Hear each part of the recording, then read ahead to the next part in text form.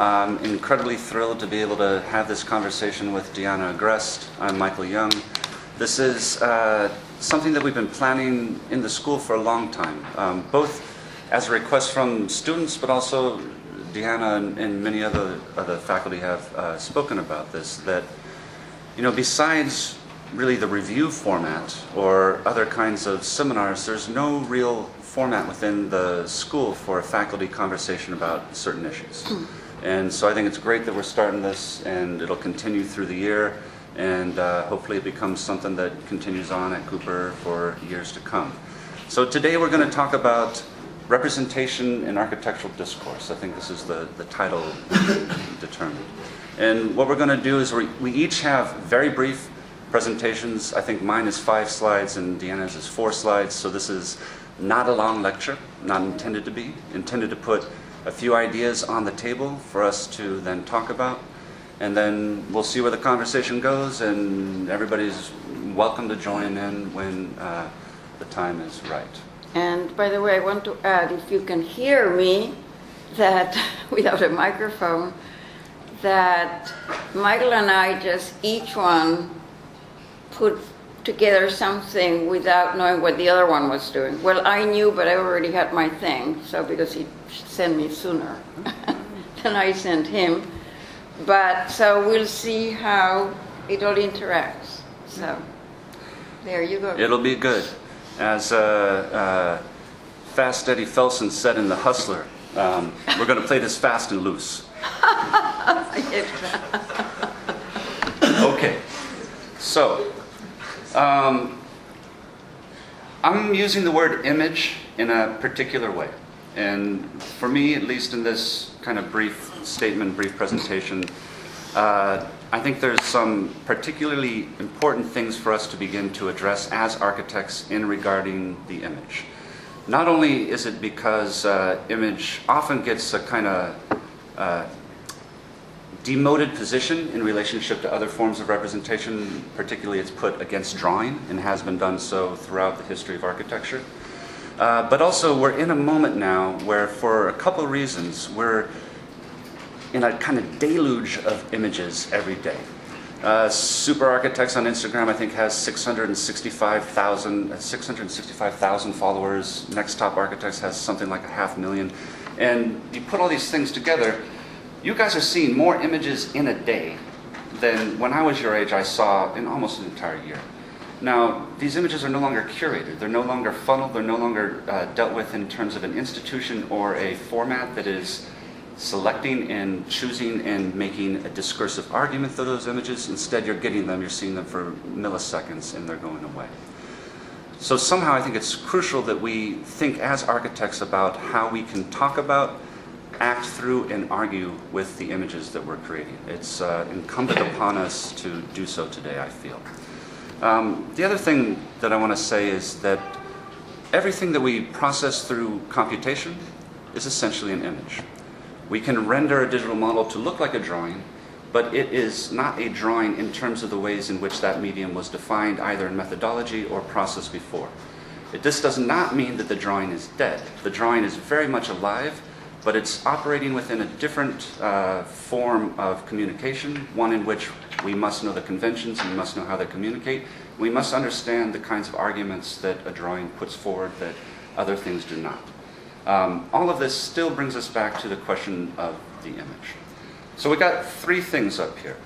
And the reason why I'm starting with these 3 images, all from the École des Beaux-Arts, are that the École des Beaux-Arts had a substantial discourse on the image. And these are 3 things that every representation would have to pass through after its partie, after its initial design, after its initial sketch problem. The drawings would have to be rendered, imaged through 3 different types of thought: entourage, poché, and mosaic. And very briefly and very bluntly, entourage is all that stuff you put into a drawing. The people, the furniture, the plants, the trees, the sculptures even, that begin to define and locate a character and a program and a scenario. Poché, which is that graphic fill for the walls, is also something that allows space to become legible, space to become visible, space to become sensible in terms of the drawing as a figure ground. And the histories of Poche are much more than just a graphic. The histories of Poche are a conceptual argument within architecture. And mosaic is quite simply how one renders a surface. Again, to describe atmosphere, to give character, to begin to articulate the nature of a floor, of a wall, of an elevation, in terms of the imaging of that surface. Now, these three things formed a coherent argument within the Beaux-Arts that made the design legible and intelligible and interpretable. They were not merely secondary, something that came after the design was completed. They were something that allowed a body of people who had been trained within the methodologies and trained within the discourse to present ideas and arguments about the architecture that they were considering. Now, I'd say these three things are alive today, but they've been transformed. They've been mutated into something a little different. So here we have a drawing by Ishigami where it's almost all entourage. If you can find the architecture in there, it's a very thin line and maybe some steps. But vegetation, people, furniture, almost taking over the entirety of the representation. Andrew Holder's drawing in the middle, Poche, for him is now a kind of floppy fabric coating which is creating pockets around the objects inside. And the rendering on the far right for mosaic is from the photographer Phillip. And I say rendering, but it's not rendered out of a digital software program. It is literally a collage of the character of that surface. And it's done entirely through Photoshop, through hundreds of images layered over each other to present an idea of the real. An idea of a real that is very strange in many ways, and it produces a doubt regarding what that reality may be. But the introduction of photography is, I think, one of the crucial things that we need to deal with as architects in imagining and rendering the surface. So I have three drawings that I want to show that I think are what I would call, in a way, paradigmatic hinges. And I use the word paradigm not in the sense of Thomas Kuhn, but in the sense of Agamben's rereading of Kuhn, that a paradigm can be a specific example that shifts the ways in which people think about something. It doesn't have to be the overarching set of theories, the kind of generalizations, the rules. It can be something that alters our considerations. So here's Arkazoom's No Stop City. In it, there's things that come before it that are crucial, the free plan, for instance. But it's more than just a commentary on that free plan. It is almost to the point where architecture becomes entourage, where the homogenization and totalization of the field, be it a city that extends forever or a building that extends forever, defined through its systems, through its mechanical systems, its lighting systems, its elevators, its structure, opens up a playing field in which landscape, buildings, inhabitation, people, lifestyles, desires begin to become the architecture. The architecture becomes the entourage. And we can see this in numerous examples today, from Andres Hake to OMA, where the entourage is almost the political, the ways in which people begin to describe or inscribe or project events into spaces and how we inhabit those. The second one for Poche is OMA's entry for the Grande Bibliothèque.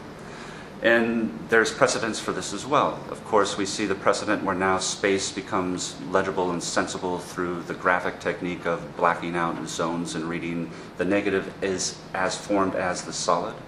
There's the Noli map as a precedent in terms of public and private. But there's also something else going on in here in terms of the use of Poche. For you, those of you who don't know the drawing, everything that's black here are the stacks, the library, the books. Poche's translations are varied. One is pocket, another is the hidden or the uncountable. And there's something in Poche as a imaging technique that not only reveals something, it also conceals something. It conceals labor. It conceals the inhabitation of what is beyond a certain scope of attention. And doing that, there's something we need to think about in terms of the politics of Poche. If we maybe hatched it before, In modernism, we filled that poche with the labor of machines. We filled it with pipes and wires and ducts. And in a contemporary situation, where is our poche in terms of electromagnetic energy? Things that are moving through our environments. At a certain level, when are you hidden from surveillance? What is the shadow space in which you can no longer become seen? And last one. This is a photograph from Vernon, Phillip, Becker. And I'm using it here now to think about the idea of rendering the surface or the mosaic. And for me, the Beckers are pivotal for a number of reasons, not only because of the people they trained in Dusseldorf, Thomas Struth and Thomas Ruff and Candida Hoffer and Andrzej Gursky, kind of the major monsters of contemporary photography, but the ways in which they're using architectural precedents. These are almost like elevations. They are almost like documentary evidence, but they are also within the realm of minimalism and conceptual art. They become serial. We may see them and read them and like their forms as abstract objects, but what they're also doing is putting in tension the problem of photography, that it is both a documentary index of something that existed in the real in the past, and then the pressure of it becoming also an aesthetic object in its own right of contemplation. And the ways in which we as architects need to begin to deal with photography, deal with the imaging of the world, deal with, at a certain level, what I would call the background of the way the world appears, is a question of how we render out a surface. It's a question of the mosaic. And ever more pressing in an age where everything is an image being processed as a collage of discrete pixels arrayed on a surface and compressed and disseminated to millions of people to only come back to us after it's been reprocessed and appropriated by the hard drives of unknown places. So, that's what I got. We'll go to Deanna. So what to think about.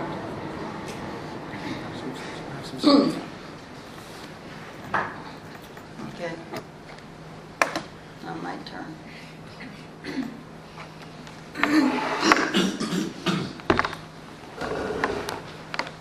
Oh, I should put on my glasses so I can see what's on my screen.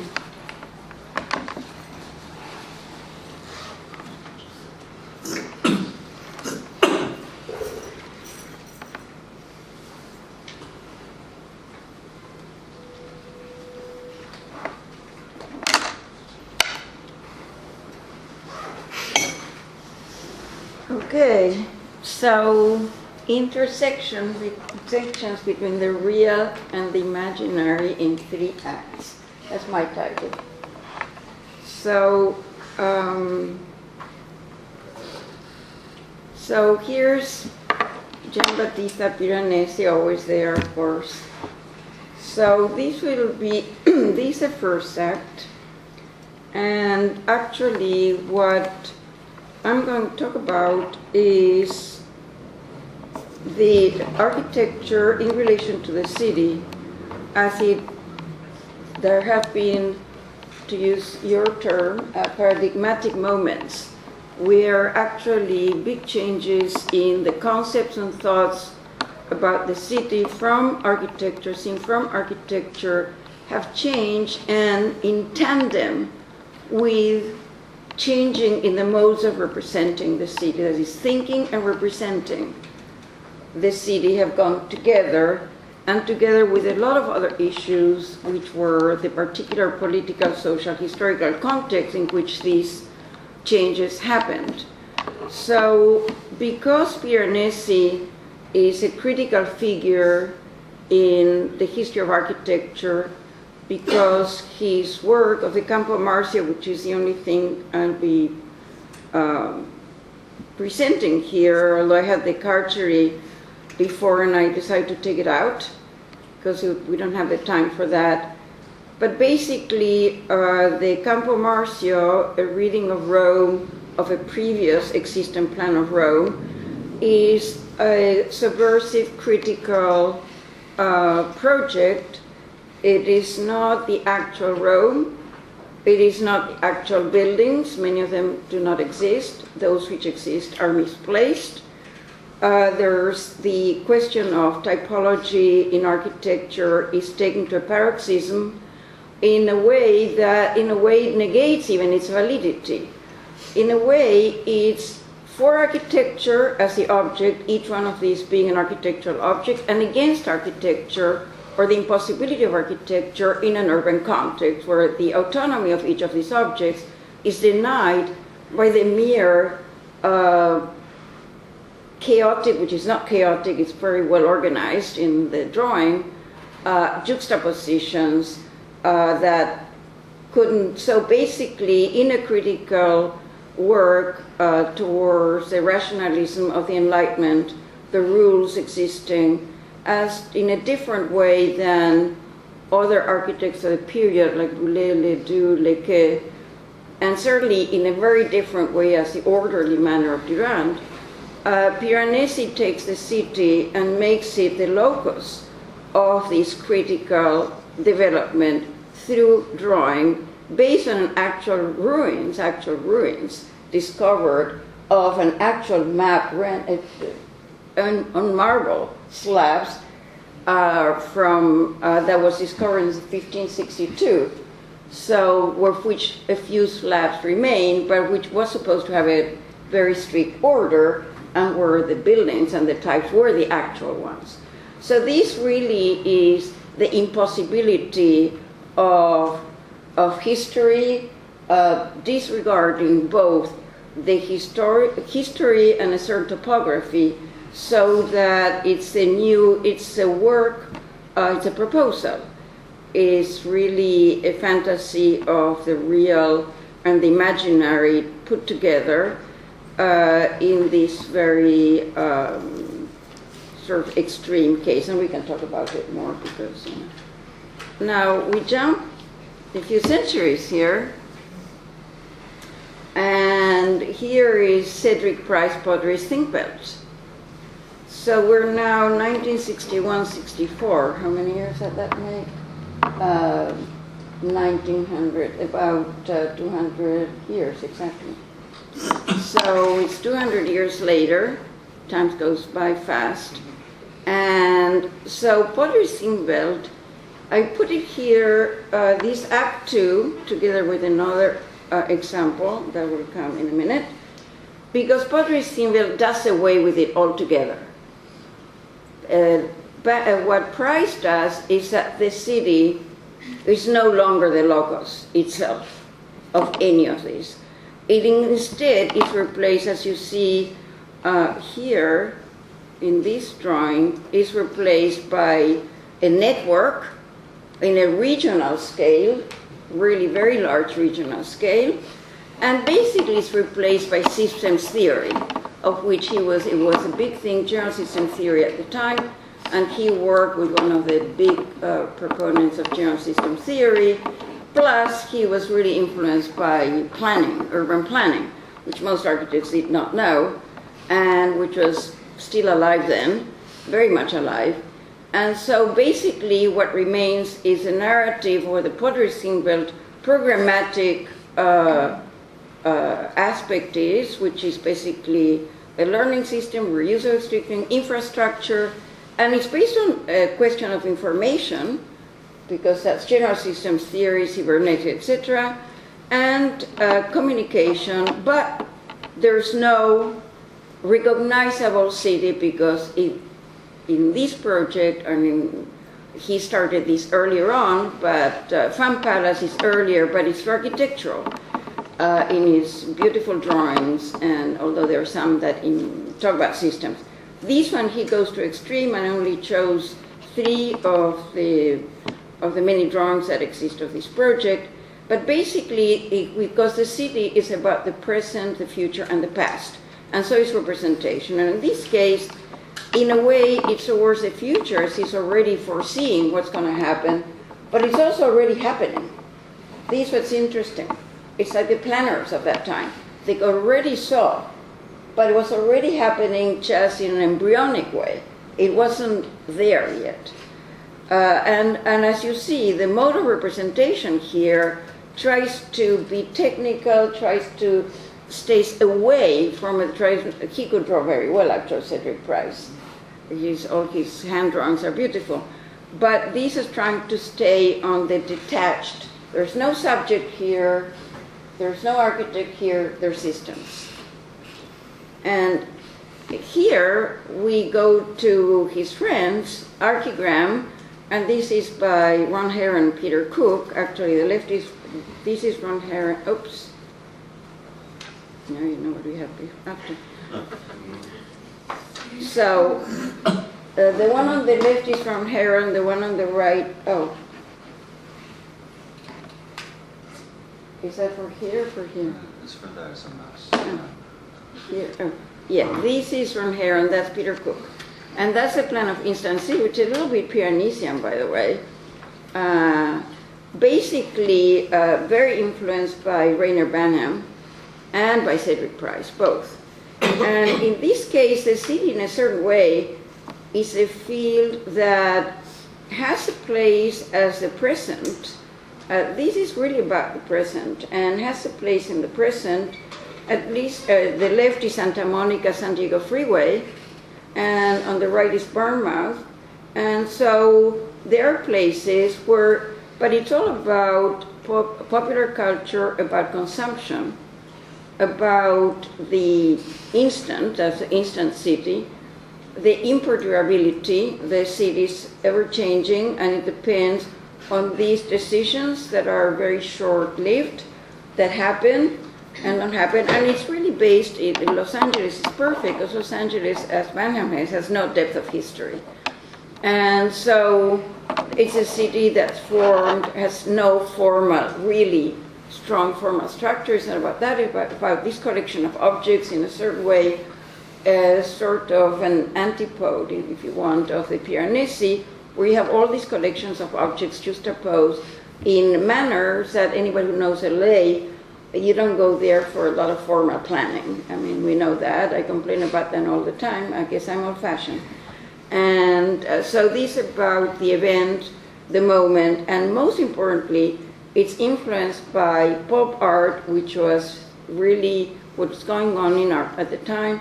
In England, Hamilton's famous collage that everybody looked at, the Smithsons and Archigram, etc. And so I think this is really important, because this is not nostalgic about the past. It's just take for granted that the city is what it is there, no history. History is not important because we live in a consumption society. So there are different modes. It's the same moment of capitalism, actually. One has the tools, which is general systems, that allows us to be where we are in the extreme late capitalism. Is it late or is it still going? We don't know. Of extreme communication based on information and modes of control through it, and the moment, the production of objects, images, as gone to you, that characterize pop art, and the putting into value, as opposed to historic city, with a traditional urban design, not urban planning, historic look at the city, is that we don't need the city because this environment can be created in a different manner. And then Act 3 is Aldo Rossi. And I chose the Città Analoga, analogous city, and the game of the goose, and the painting. And the Città Analoga is, we go back to Piranesi. Of course, we have Nolli and we have Piranesi. The important thing about Rossi is he brings language. So it's a very interesting moment, just slightly, not even 10 years later, the communication, the information that we see in general systems theory, or even in instant city, in their mode of representation, it's more about information and modes of communication, popular communication, mass communication, than it is about the question of language. When Rossi brings the background of historic city, with all the buildings and places he loves, these like the scientific autobiography in a way, but the subject is here, psychoanalytic subject is here present. That is the principle of Città Analoga. It's not analoga because analogous to a city, but because there is a relationship. He takes the Freudian and Jungian way of thinking about analogy, and where he incorporates both his projects that are part, and he talks about, he doesn't talk about that actually, he says he can't explain, he says the image should be enough. This is a collage, he did it with Bruno Reitling and two others, now this name escaped me, at the ETH in Zurich. And it's all a collage from books, but as you see, there's some of his projects. We can see here the same Modena cemetery piece in both places. And basically, I think that clearly the image refers back to history, but in incorporating the subject present there. Here's the architect. He's always putting the architect there, right? This is him. It's not a negation of the object, it's not the social projecting onto it, but this is about the present. This is what's interesting. That he's using the historical background because that's the European city actually, as opposed to the American city. But here is his projection of his desires, the places that are in his, he says that memory is the most important. What history does is that generates memories. And actually I always say that a good city should generate memories. And some cities do that better than others, actually. And here we have a case. And the other thing that Rossi does in terms of representation, which hadn't happened, I think, in a long time, because he has collage on one hand, and we had collage before, even Cedric Price had collage, but he brings painting. Again, the painting is the hand of the painter. You're talking about how it's produced. These are handmade. These are not computer drawings. So it's the subject, the creative subject there, producing the drawing. Where the Città Analoga is collective, which was a thing thought purposely to do it in a collective manner with collage, pre-existing material, then this drawing of the collection of his projects, not just a modern cemetery, there's a whole collection of his projects here, making the game of the goose board, and then the collection of his project as his paintings, oil paintings, actually here. So I think that it's very interesting that it seems like it's going back, but it's going back to the role of history now, incorporating history and the subject together as articulating both of them and changing in the mode of representation the question of the pre-existent images in terms of what happens at that moment, but by incorporating the subject, he's taking history also in a different way. It's already filtered there. So I think it's a big difference, and also he was very influential, as was every one of these. So I'll stop there. All right. So there's 100 things we could talk about here. There are a lot of the things you talked about in any of these drawings, right? So maybe I don't know where we want to go. We want to go to wherever. Maybe as something just to start, because it crosses through a number of these things, is the question of, maybe we start with collage. Because at a certain level we can talk about collage in relationship to all of it. We could even talk about collage at a certain level with Piranesi. Totally. And so this is, I think, a continuing interest, the changing nature of collage and the ways in which it has been and continues to be incorporated within architectural representation. And one of the things I'm always fascinated about collage is when and where and how is the seam, meaning the seam of its assembly, revealed or concealed, and to what effect? Right. And so if we... Well, this one, I'm sure that if you looked, and I do have actually an original, but which I didn't unroll for this purpose. So I'm using the mediated image. But, and also the prints, it was a collage, but then there were prints made out of that collage. So when you see the actual, hard copy, the printed, it smooths those edges. it's interesting. It becomes, you don't see the materiality of the collage per se. So it's interesting, but I'm sure the seams are there, and they're all taken from books.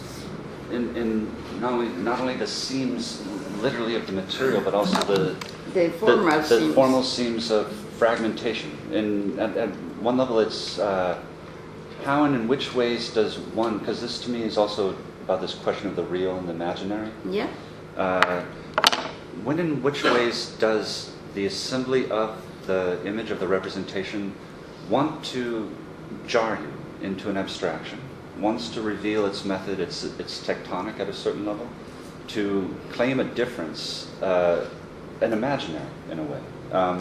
And then at other moments, when does it want to remove that seam, to push you into the possibilities of that could be a real, or it could be a mode in which the world looks? Well, I think that if you go back to here, yeah. and particularly the drawing on this one, of which there are several color versions, I chose the one I liked. They're brilliant, they're duller, but basically it's a type of representation at that moment, that of which there were many, by the way. There was Colin, actually, at that time, who was making all these very nice, picturesque, a new version of Camilo Cite, only it had the harbor and the flags and the dogs and the flowers and the big leaves of the trees on the foreground and all that stuff, which was actually illustrated for the newspaper. But basically it's trying to make it look into the real. Right. Although, so here's a place where representation through collage tries to eliminate, the seams are there, but actually tries to make it as though it is a real. Yeah. It is there. Whereas I think in the case of Aldo Rossi, he doesn't want it to be, it's complete abstraction. It's about architecture. It's interesting. It's about architecture. It's talking about architecture and the architect.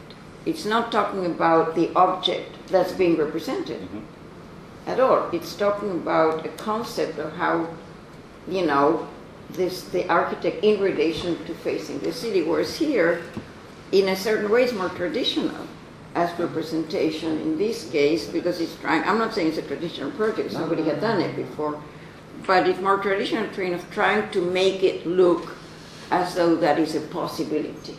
This is the thing, it's a possibility of the real in this vision. And what about this image here? From it's a Cedric collage. Price?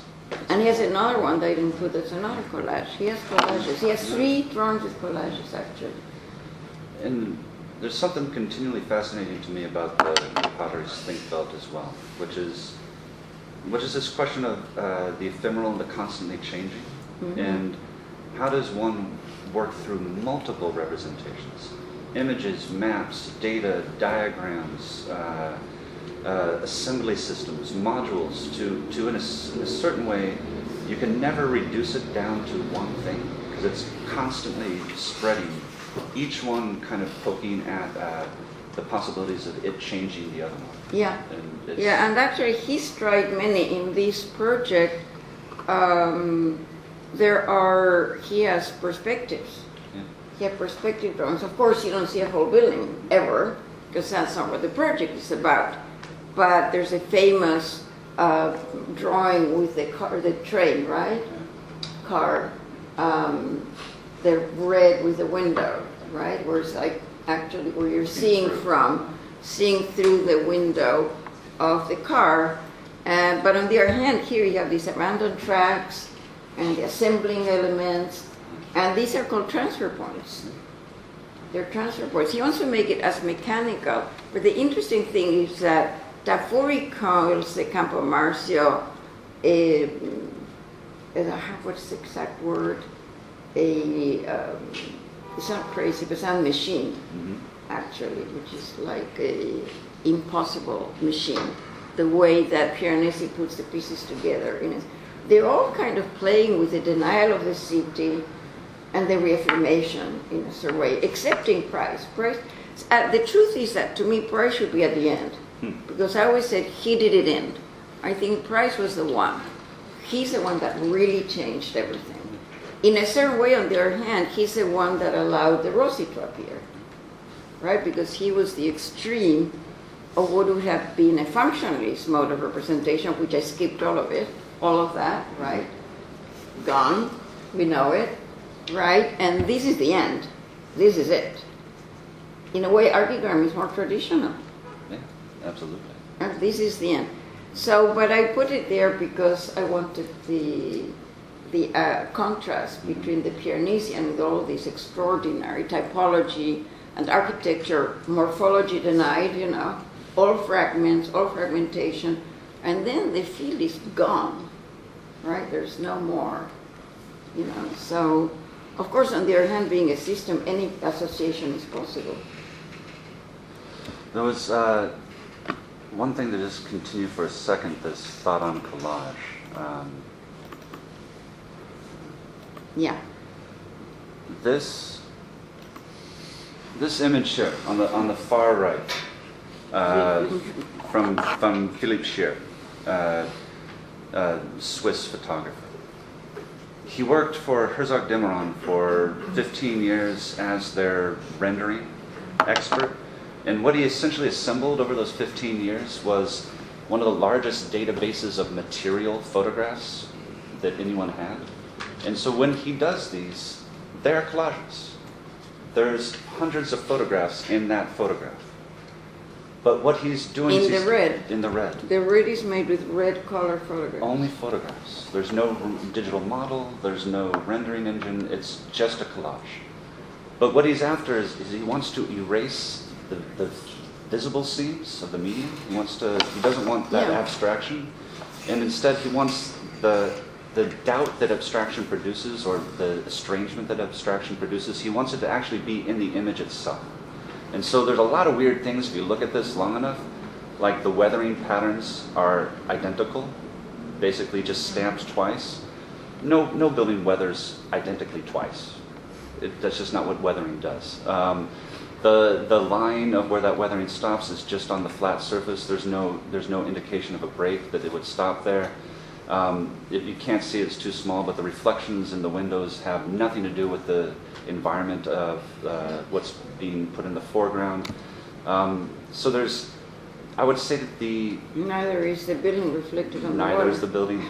So all the things that actually collage is able to do in terms of the real and the imaginary, the kinds of juxtapositions that the sharp edge produces to push you out of a moment from the context of that representation, he's doing it. He's just doing it not with the seams of the medium, but in the possibility or the plausibility of the image that he's putting forward. So there's something in collage that just comes again and again back into our conversations as architects. I think that what is interesting here, which is the question of image and the architectural discourse. Because I think that we're both talking about really important questions of, no, you can leave it on the other side, of representation, the question of representation. I would have a question for you. I would say you have three paradigms and fabulous examples, and I can recognize those three modes of operation with the image in so many. You say, well, you could read Piranesi as a mosaic, you know, if you wanted. You could even read him as montage. You could read as mask, you know. So there are many things that could. On the other hand, it's a mechanism of producing image.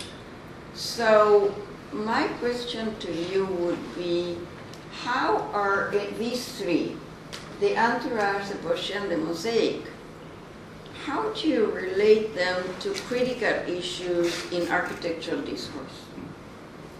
Yeah, that's the crucial question, and that's at a certain level what I'm attempting to at least lay the groundwork for.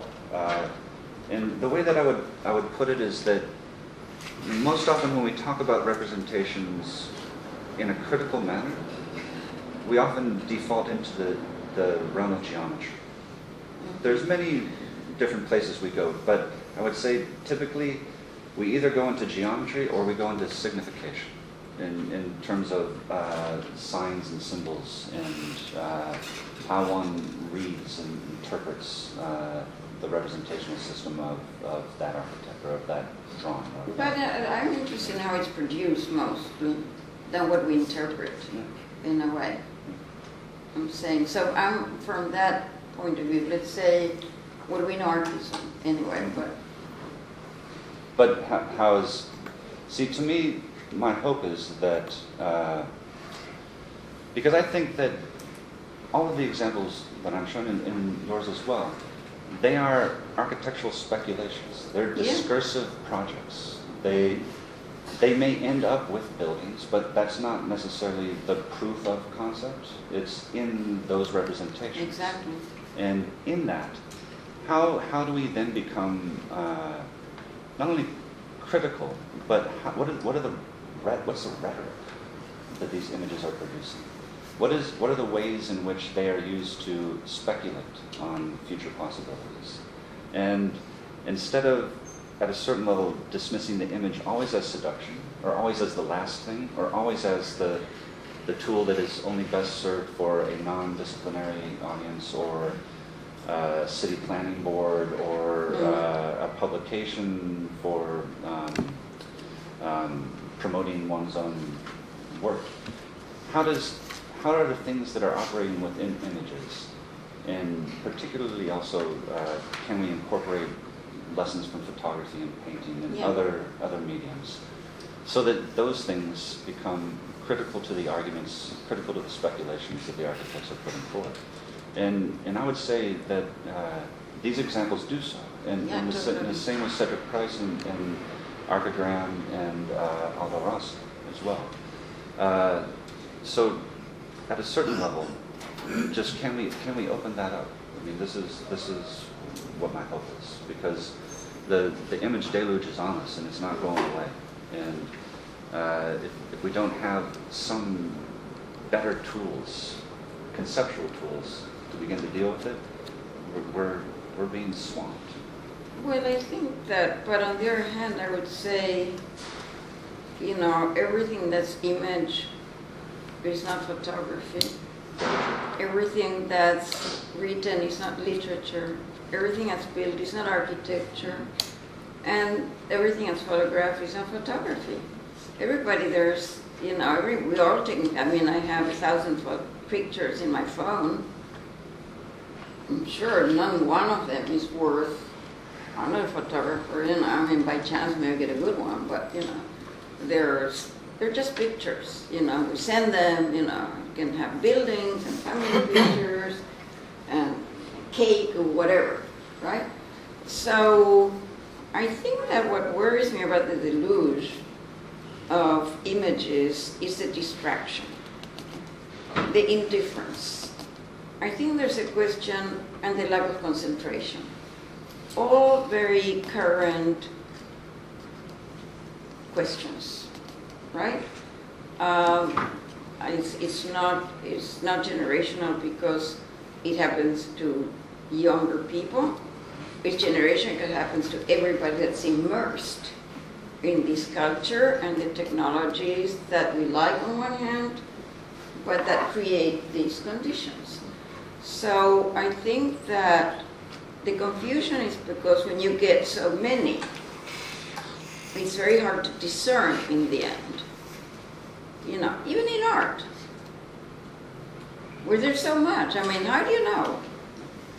How do you know? How do you distinguish? There's a market with it. One is the market of Instagram, and the other is the market of art. Right? So how do I know? And the other one is indifference, because in the end, sure, let's just go. How fast you go in front of, in a museum, just walk by, right? So there's a kind of confusion, and there's a generated indifference, because there's so much of it, and it's all the same in a certain way.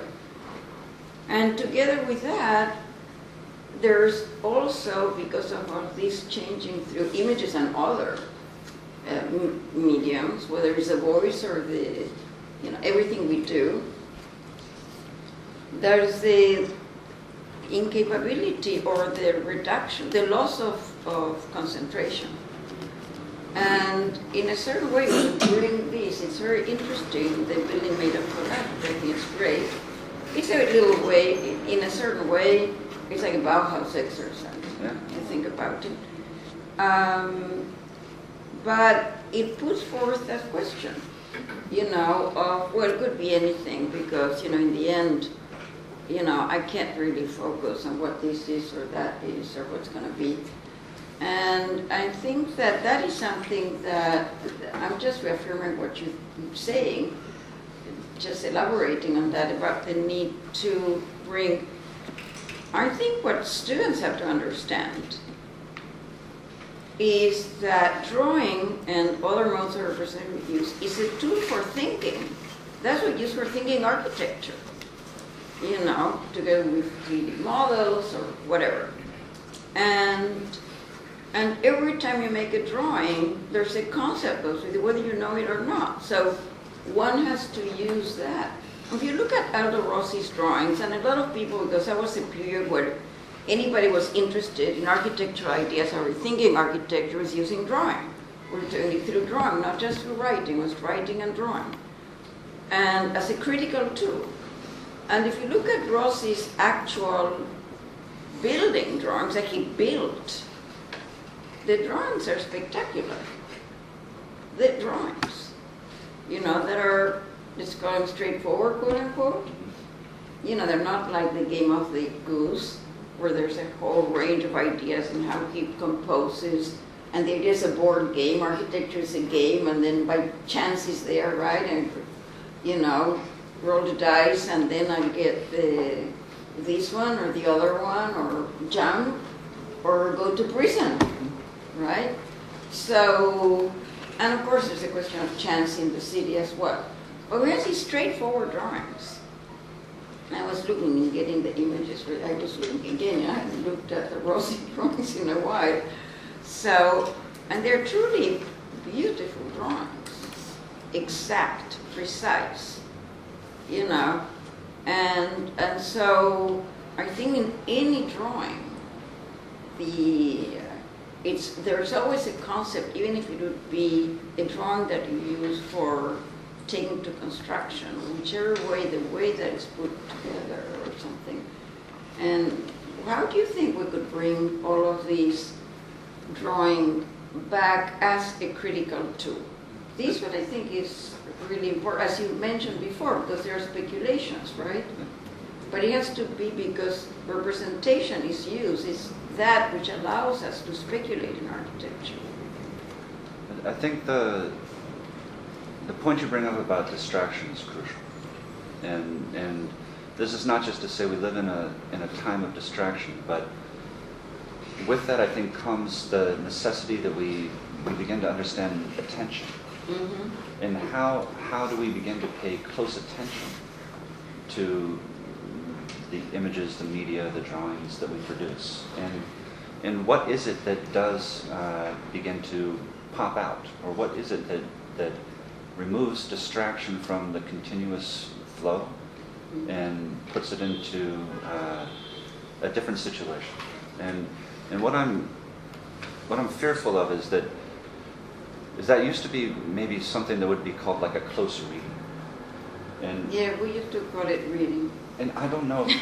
I call it just reading, or productive reading. And the close reading is a nouveau term, but and my fear is that that's not enough anymore to fight this. And it helps though. Oh, it's what I'm trying to figure out is if all of these things are flooding through and flying through, what are the ways in which we as architects within our discourse can focus attention in this melange to begin to draw out the desire for that close reading, for that reading, And I always tell the students, I've been telling them because they have to draw an analysis, that if you don't spend as much time looking at your drawing as you spend making it, it's not a good drawing. You have to love your drawing. You know, a question of pleasure and desire that goes into producing these drawings. If you don't have that, it's not going to happen. But I assume that all the students, being young, full of fresh energy, should have that, you know, desire, and that maybe we should open now to. Maybe. What time is it? Do we have time? Yeah, it's 1 o'clock, and there's some sandwiches waiting. But let's Have a little bit of a conversation. Tony. of course, the question of the flow, and breaking the flow of images is not a new problem, right? When Krakow looked at all the sentimental movies that were putting people into a state of complete distraction from the politics of the day, and Eisenstein said, well, actually, the way we can cut that and shock attention was by not doing that narrative, but doing another narrative, which was the montage, right, where you shock someone into attention. When Super Studio and ArchiZoom, and to a certain extent Archigram, were doing those drawings, they had a shock value because they were not architecture. They were not what people were thinking of as architecture. Now the question is, it's all architecture, right? The networks of Price, the virtual and real, the inflatables, the instant, the disappearing, it's all like the cloud, it's all now architecture. So how can one regain attention to architecture by doing not architecture anymore? You can't, right? So the question is, what is it in architecture that will shock us, will shock us to read, to pay attention, and to like our drawing? That's the crucial question, isn't it? And that's, I guess, there's a comment I came upon the other day by Boris Groys, which I found incredibly strange. He was commenting on Walter Benjamin's loss of aura within mechanical reproduction. And he was saying that argument is typically accelerated into digital times and the internet, but he was making a point that there's actually something quite different in digital reproduction than mechanical reproduction, and suggesting if in mechanical reproduction the infinite copy removes the aura of the original from its tied to its place and its material and its time. In a digital reproduction, what's being reproduced is data. And every single time you open that image on every single machine, it's always different. The software will be different, the resolution will be different, the color settings will be different. And so what Groys said, which I thought was incredibly weird, was that instead of having originals losing auras, what we have is auras without originals, as if everything is now auratic, as if everything is now a performance, as except we don't pay enough attention to tell. No. We think the image is the same on the laptop, on our phone, on the big screen, but it's not. Right now, how do you depixelate disaggregate the differences? There's a difference between just the image. I mean, I'm sorry, I think that the image is about what you see, but I'm interested in the production of the image as architectural thinking. And it's very different. It's like, I don't care what it means. It will mean something else tomorrow. If it's green, I mean, I chose from 4 instant city of the same picture. I don't know who did it. I don't know if it was they were not digital, right? Maybe they were, photographed and then printed different with a filter or whatever. What does it mean? Yeah, I can see what it means, but what is interesting is why they chose to make that collage. Why is that plan like a Piranesi plan for all these ephemeral things? Why make that kind of image for that kind of concept? As architects, you want to recapture. To me, that's the level we recapture, the level of the specificity of the production. And the coding, whether it's the coding done indexing with the programming, or the coding done with sketching in what are we working with. That it makes it architecture even if you're doing something else. All these are things that we can do. It's not all the same, because Cedric Price was using systems theories to think architecture from that perspective and how you would think that. And because it was the extreme of functionalism, it's over. There's no more extreme to go. He said no forum. He said, he only wanted to do the, activity system, which is a term from planning, by the way, from systems. And so what are we left with? Nothing. As architects, right? Form is gone, function's gone, because we have no power over activity system. So what are we left with? Zero. Right? That's why he said he did us in. He's the one. He's the straw that broke the camel's back. There's a lot of drawings about zero. In my book. So for me, okay, that's why I said he should go still pose that thing. But it's why he did that at that moment. It's not about interpretation. They're concrete things he produced consciously in a certain way. He chose to draw that in a particular way. He could draw it beautifully in any other way. That's why architecture was beautiful stuff. In a certain way, they're still producing these objects, excepting Instant City, which is later, much later, which is already influenced by both Vernon and Price, of course, as ideologues, But I think that for us, you want to recapture, you have to recapture the level of production, not of consumption, everything, because you're talking about consumption. Often. We consume images, we get images, we click, boom, down, out. I delete from my thing all the time. I collect, I have folders of interesting stuff, and one day I have too many, delete them all, who cares, But we consume a lot. We may consume intelligently, we consume stupidly, we all do both, So I think for us, being here, being in a school, and thinking about these issues, to me the question is how we bring these modes of representation to bear as in their own specificity in relation to the production architecture and architectural concepts now. This is the thing. And if we focus on that at that level, I think learning to see is part of learning to produce. And that's where the reading is important. When we do analysis, we have to teach students to see. Because, the things just, I think, we don't have the type of time or training or whatever, so that we focus on that constantly, How you see, it's like psychoanalysts have to listen, right? And we have to be able to really look closely. Not read, but look closely. I think that's a good way of getting to this, but I think you can bring things, I'm a great believer from outside, right? Architecture from without. So I'm a great believer in advancing knowledge and ideas in architecture from not remaining locked in, but from outside. All of these do. Certainly Piranesi is playing archaeology, right? He's doing all these things.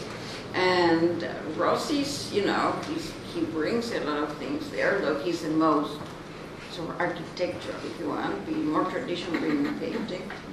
But you have pop art bringing all social, economic, political issues of the time, or Price bringing systems theory, or, there's trying to advance these things. So I think photography or film, or, I think we enrich what our discourse by bringing. The question is, which are the mechanisms of transformation that we develop to incorporate them? And representation is different modes of representation are the ones that I think, because are tools that help us do that. One thing, picking up on that and also still kind of mulling through Tony's question, I think one of the things that has been happening with internet image culture is, even though I'm describing it as a deluge and something that's moving so fast and continuously coming millisecond by millisecond, what it has also produced is producing micro constituencies of different groups that gather around specific aesthetic desires. And they come and go pretty fast as well, but they all have kind of funny names like Vaporwave and Sea-Punk and Xenofeminism and Afrofuturism, and they're amazing things, actually. And maybe at some level, we need to pay more attention to actually the strange pockets and eddies that are forming in this flow, and try to find out if and when and how architecture is involved in it. The lecture, Olekan Joyfus is coming next week, and he's an incredible image maker as an architect. Not a builder, but what he does with imagery is as incredible as speculations, and he's kind of in a way on this edge between art and architecture. And I find, so I guess I still find hope. I'm not ready to give up yet. And well, maybe following Diana's point, we should produce those pockets in architecture. I mean, every website on architecture is the most bland, now you see it, now you don't, kind of survey of everything and nothing, right? So why aren't we producing pockets of reading, which allow for us to be, steampunk architects or whatever? But the thing is that's the point, is that you need to, in a certain way, have the reason. The pockets of reading. I think that I'm not against it at all. I think it's a great thing, but we have to have, I call it the question, we have to have the reason. Why would anybody, I'm not saying artists can do whatever, they don't need to say, no, I'm going to, at least my idea, and I'm going to do that. But in general, we talk about discourse. I mean, is there any criticality to that, to those pockets? Some of them you mentioned are political, straight political. Yeah, straight political. That has an old history of using art or different modes of production, visual production, also performative production, directly related to politics, related content to content. What about form to content? Is there one-to-one? Architectural form and politics, is there one-to-one? We don't know, right? Is there feminist architecture? I mean, I've been asked that many times.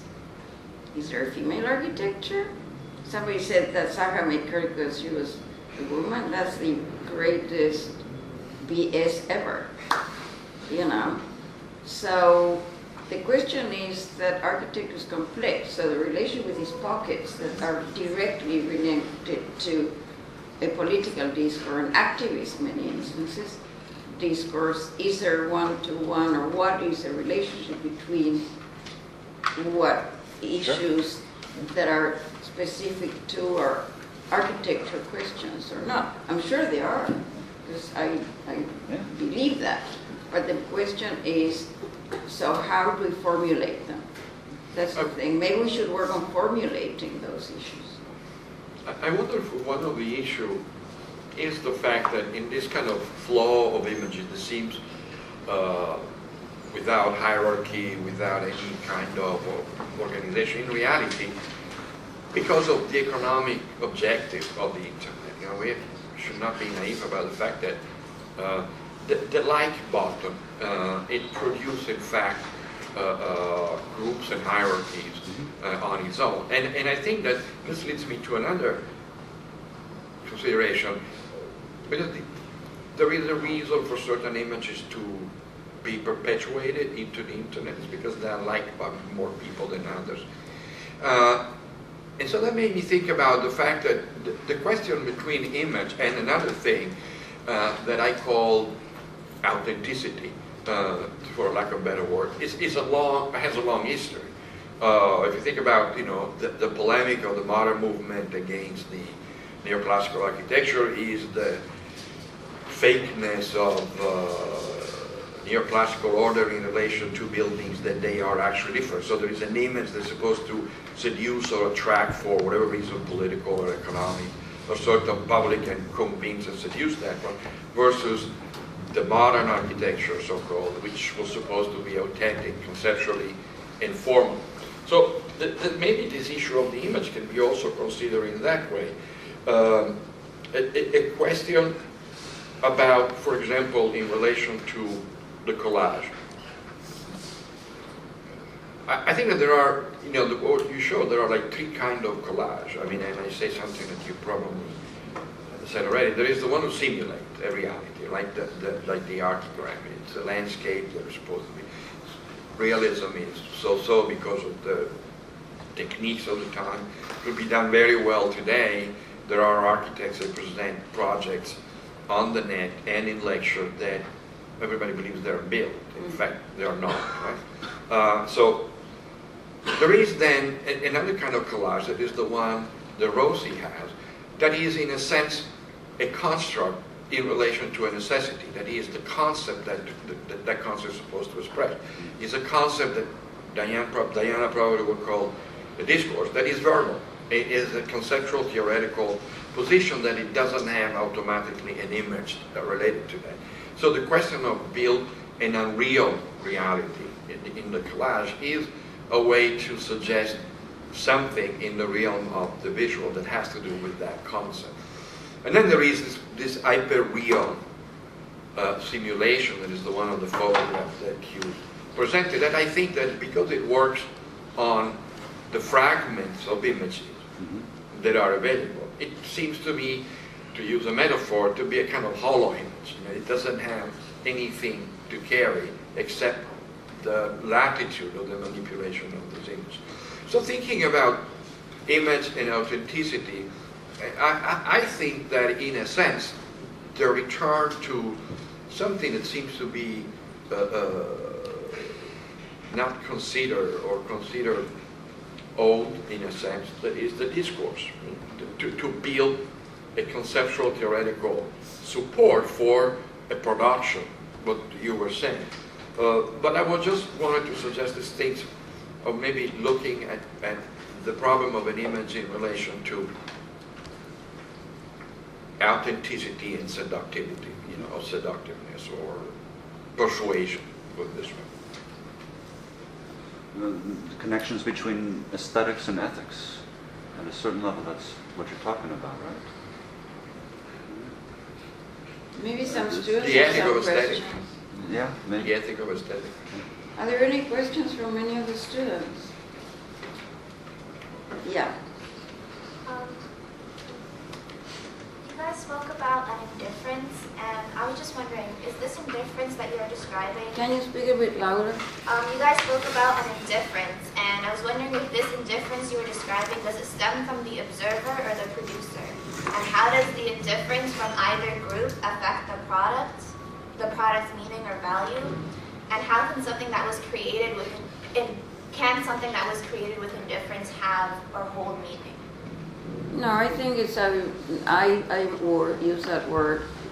I was talking about the consumption end, not there's no indifference in the production, and there may be an indifference for values or whatever, whoever did it, maybe a lack of sensibility to a lot of issues, but there's no indifference. Anybody's producing something for consumption, and particular types of things that are, I would assume there is an intent, at least, of some kind, whichever that may be.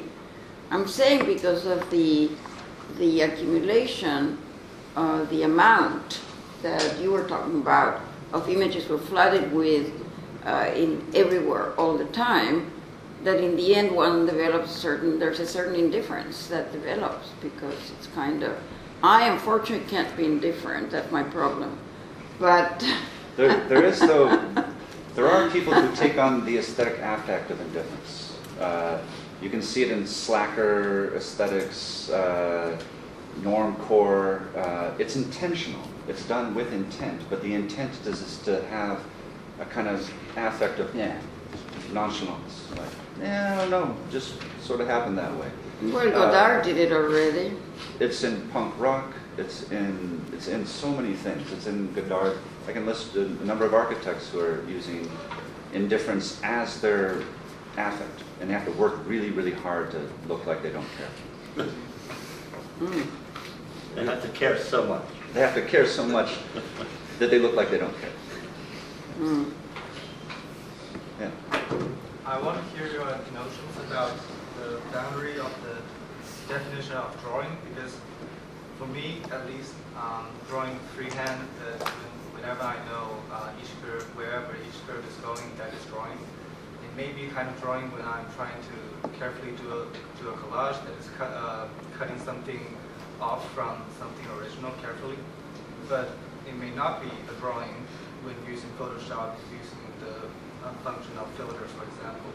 That is an algorithm that manipulates all pixels of an image at the same time in a way that you cannot control, but you can just hopefully that something will come in the end that meets your requirements. So yeah, what is the boundary of the drawing? I think that they're not all drawings in the same way. I think that you have tools, right? And tools are tools, and then it's you. So you're going to use the scissors to cut the images. You select the image, use the glue, the paper, everything. It's you. And you choose the pencil, the pen, the brush, whatever, and the paper when you're drawing freehand. And when you use a computer is just a tool, and more sophisticated with a lot more things. The difference is that there is an intermediate, right? You don't have, it's not indexical. You know, you have to know what you're going to tell the computer to do before you can do it. So that's one thing. But if you know your tools, the computer will only do what you tell it. The problem, I think, which is a problem, is the software. The problem is the software, because software has the hidden authors. They're authors of that software that allow some things to happen and others not. Right? I'm the author of AutoCAD. I would have that person, you know, so I think it's criminal, wasting everybody's mind's energy and time to decode and recode and so on to imagine a thinness in some stupid color. I mean, that's not a drawing. You know, I want to know who invented that, but there must be a reason why they never changed it, which is really always puzzling me. Why they have never changed that. It's a crazy system. Now, somebody has invented that, perfected it, always keeping that method of coding and decoding constantly, right? There must be some reason, but I'm saying there are authors, hidden authors there, you know, so that Photoshop has, for instance, because I'm the computer idiot, so I learned everything by myself so I can do what I can do, and I can't do what I cannot do. And sometimes I make shortcuts just because I don't know better, and they work. But the Photoshop, the more advanced Photoshop I have in my computer in my office, the one that I had from a few years ago in my laptop has a lot more features. For instance, has a lot more features that allow you more nuances with the colors, with a lot of things, and effects. The one that's later has eliminated a lot of features. Right, so use Photoshop. There's things that I knew I could do, can't do it. Colors are not the same. Some other can't remember which they are. I remember when I use it and I realize, oh, I can't do this, I can't do that, etc., etc. So anybody wants to look into that, and some people are actually. Some people are coding, right? That's Sure. what people call coding, Sure. right? Looking into the level of the algorithms, etc., to see how you can affect them to do what you want to do in a productive way, or look at them critically or accept them. Yeah, the way that I would answer the question is, there's no representation without technology, ever, Right. all the way back. You cannot go to any place where there's this magical, mythical authenticity of total unmediated contact with representation. There's always, it's built in it.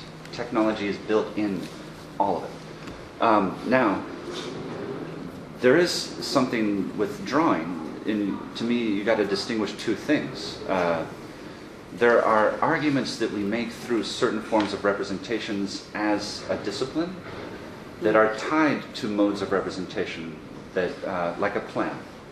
We need plans. That's not going to go away. But that does not mean that you have to draw that plan with a pencil. You can draw that plan, produce that plan in many different ways, but you need to understand the ways in which the conventions of the plan communicate in the arguments that have happened through history that have been tied to those modes of representation. That's on one side. On the other side, there is just the medium itself of drawing. At some level, always produces differentiations between figures and grounds. Just the line on paper does that. Whereas the screens we're looking at are much closer to paintings. They're marks in a matrix. The differentiation between figure and ground is just color contrast between separated pixels. So they don't actually work through lines on grounds. They're marks on matrices. And that is different conceptually, not better, not worse, just different. It's true, the line, the question of the line. At least have a... Yeah, but then isn't the other strangeness of the process that while the author works with the screen, the intention really is to make the plot.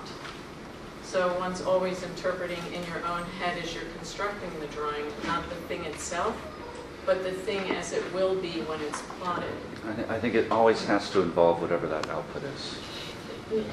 Correct. Right? Yeah. Right? So, but I mean, so. So you're talking about the disjunction of evaluation in working methodology between working on the screen and the print on the wall.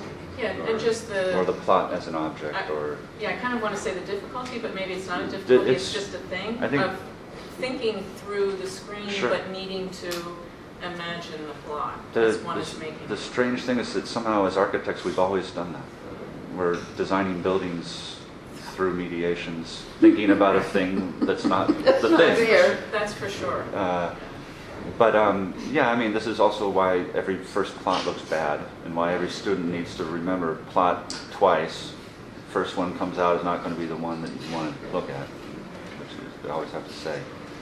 But I have to say that when they started at Columbia, and I remember because I was there, the paper studio, and they still do it. They still do it. And I think it's really sad, because first of all, when you see reviews that are, and I do pin-ups with students, they're not pin-ups, but let's say inter-reviews digital, so they don't waste paper and time, and we can go fast, and we project, and it's great. I've been to final reviews like that, and it's not the same. It's not the same, because the scale is not the same. The simultaneity of relating one drawing to another, and frankly, I think even the quality of the line coming alive in the drawing, whether it's good, bad, or medium, it doesn't matter. I guess we use both. Like, that's the... I think the trick is not to imagine. It's not to be fooled by the digital looking like something else. I mean, I remember going to Cornell in the 70s or 80s, and there was the great guy there, I can't remember his name now, was trying to invent a light pen that looked and worked and was exactly the same as a graphite. Looks like a graphite sketch, right? And I said, well, what's the point, right? It's like the arguments that I'm going through all the time on my blog between digital and analog photography, right? So all these cameras that are producing black and white photographs, monochrome, it looks like a Fuji monochrome, it looks like a Ilford monochrome, right? The fact is that a film image taken on a film with an analog camera, and then the printing of that film on a paper, a particular kind of paper with a particular kind of chemical at a particular kind of moment, Yeah. that photograph, right, that image, right, can never be reproduced No. by a digital monochrome photograph.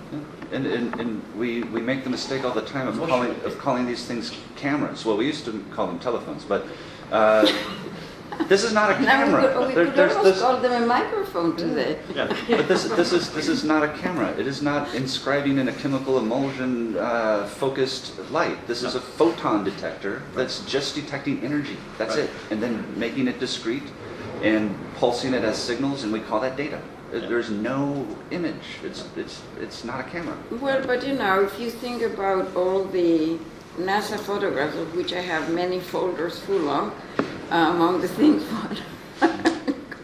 I used to have the originals, like I do have originals that were printed, very old. But, you know, they're all done through computer. Nobody sees that image. Nobody sees the thing. We see it, and when you see one, I always remember you have to read, because many have been worked on as imagined by so and so. The colors of those gases, you know, the purples and yellows and whatever, we don't know if those are the colors. They have been assigned colors. It's all computer data, right? So it's really, we've been in that work for a long time, and I think maybe it adds a possibility, you know. Michael, if I can ask one more question to sort of try to really understand how you're structuring your argument about, you know, a drawing and the image. So in that camera, you're right. So the telephone holds data, but once you view it, is it then an image? Of course, it's not a photograph. No, it's not a photograph, but it is an image. Yeah. So you know, in the same way that then the repetition of that. I think the other thing that's important, but maybe not for today's discussion, is just the reproducibility of the data. Sure. That allows for the distribution of an image in a way that's radically different today than it was even 25 years ago. I think the distribution is probably the major change.